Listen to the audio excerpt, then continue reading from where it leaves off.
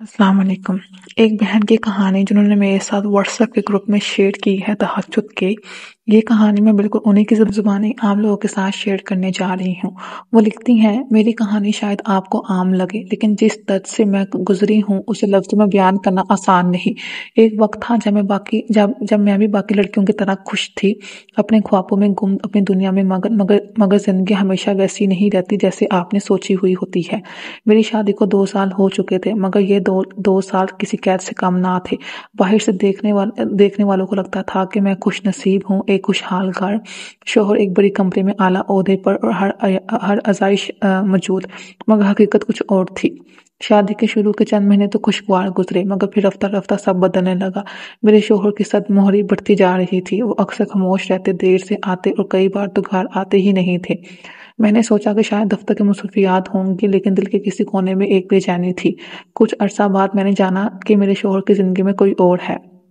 یقین مانے وہ لمحہ جب آپ کو پتہ چلے کہ جس شخص سے آپ نے بے حد محبت کی وہ آپ کو دھوکہ دے رہا ہو، وہ لمحہ روح تک توڑ دیتا ہے۔ میں نے کئی بار وضاحت چاہی مگر ہر بار ایک ہی جواب ملا، تم خود کو ٹھیک کرو، شاید تم میں ہی کوئی کمی ہے۔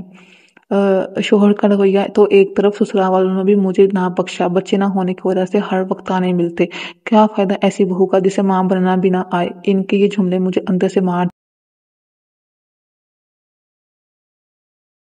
میرے والدین بھی پریشان تھے، میں نے کئی بار سوچا کہ چھوڑ دوں یہ سب مگر محبت نے روک رکھا۔ ایک رات جب دل ٹوٹ چکا تھا، امید ختم ہو چکی تھی، میں نے اپنے رب سے رجوع کرنے کا فیصلہ کیا۔ میں نے وضو کیا اور تہجد کے لیے کھڑی ہو گئی۔ وہ پہلی رات تھی جب میں نے سجدے میں گر کر اپنی بربادی کا حال بیان کیا۔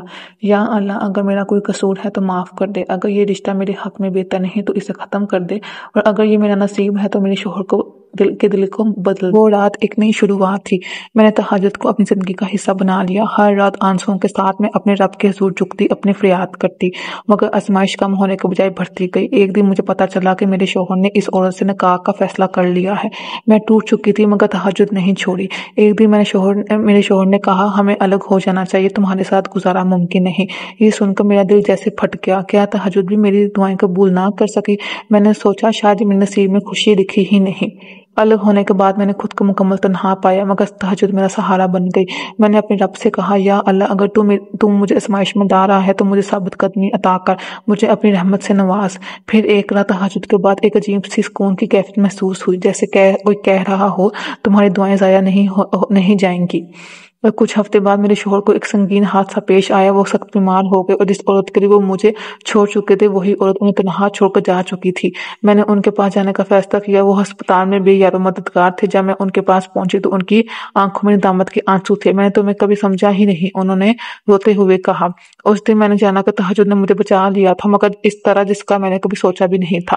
اللہ نے میرا صبر دیکھا، میری دعاؤں کو قبول کیا اور میرے شوہر کا دل بدل دیا۔ میں آپ لوگوں کو اتنا بتا دوں کہ جب میرے شوہر نے ہمیں علیحدگی ہوئی تھی تو ہماری طلاق نہیں ہوئی تھی، ہم بس علیحدہ ہو گئے تھے، اور جو سب کچھ تھا وہ ہم نے وقت پہ چھوڑ دیا تھا۔ آج ہم دوبارہ ایک دوسرے کے قریب ہیں۔ وہ محبت جو مر چکی تھی دوبارہ زندہ ہو گئی ہے، اور وہ سسرال جو کبھی مجھے تانے دیتے تھے اب میرے قدموں میں ہے۔ میری تہجد پڑھنے سے نہ صرف میرا رشتہ بچ گیا بلکہ اللہ نے مجھے وہ عزت و محبت عطا کی جس کا میں نے کبھی خواب میں بھی نہیں دیکھا تھا۔ اور تہجد میں نے 3 سال اس کے بعد پھر بھی تہجد جاری رکھی، اور اللہ تعالیٰ نے مجھے ایک خوبصورت بیٹے اور ایک خوبصورت بیٹی سے نوازا، اور مجھے دوبارہ اللہ تعالیٰ سے امید ہے کہ وہ مجھے ایک خوبصورت بیٹا یا بیٹی ضرور اور دے گا، ماشاءاللہ۔ اگر آپ بھی کسی آزمائش میں ہیں تو میں آپ کو ایک ہی نصیحت دوں گی، اللہ سے رجوع کریں۔ تہجد میں اتنی طاقت ہے کہ وہ ناممکن کو ممکن بنا دیتی ہے، کیونکہ میں نے بھی یہی سوچا تھا کہ تہجد مجھے بچا لے گی، اور واقعی اللہ نے مجھے سن لیا تھا۔ یہ معجزہ میں آپ لوگوں کے ساتھ اس لیے شیئر کر رہی ہوں تاکہ اگر آپ بھی اپنی زندگی میں مایوس ہو چکے ہیں، آزمائشوں میں گر چکے ہیں، تو تہجد کا ساتھ کبھی نہ چھوڑنا۔ میں نے تہجد شروع کی اور جب تک میں پوری طرح آزمائشوں سے نہیں نکلی، اللہ تعالیٰ نے میری تہجد کی دعائیں تو سن لی تھی مگر میری آزمائش جب تک پوری نہیں ہوئی تھی تب تک میں نہیں نکل پائی ان سب سے۔ تو یہ کہانی ان سب بہن بھائیوں کے لیے ہے جو مایوس ہو چکے ہیں۔ مایوس نہ ہوں، اگر آپ تہجد پڑھے ہیں، آپ کی دعا چاہے 10 سال بعد کیوں نہ قبول ہو، آپ کی دعا ضرور قبول ہوگی۔ ماشاءاللہ اس بہن کی بہت ہی زیادہ خوبصورت کہانی جو میں نے آپ لوگوں کے ساتھ شیئر کی۔ مزید اگر آپ کو یہ کہانی اچھی لگی ہو تو ویڈیو کو لائک ضرور کریے گا، کمنٹ بھی ضرور کریے گا۔ مزید اس طرح کے استغفار کے، تہجد کے، درود ابراہیم کی، سورہ رحمان کی، سورہ بقرہ کی اور سورہ یوسف کی معجزات جاننے کے لیے اس چینل کو سبسکرائب کر لیں۔ جزاک اللہ خیر۔